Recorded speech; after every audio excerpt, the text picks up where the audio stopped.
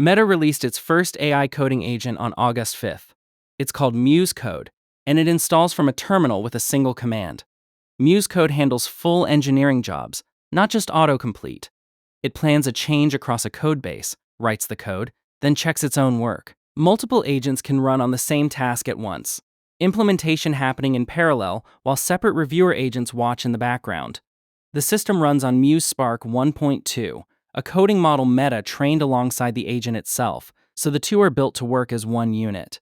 Meta's chief AI officer, Alexander Wang, demonstrated the pitch directly. Install it, point it at a large repository, and it plans, writes, and validates without step-by-step supervision. This puts Meta up against Anthropic's Claude Code and OpenAI's Codex, both of which have had a year's head start. Muse Code is Meta's answer, and it's arriving in beta, not a finished product. The timing matters. Meta's second quarter revenue came in at $60.8 billion, ahead of estimates.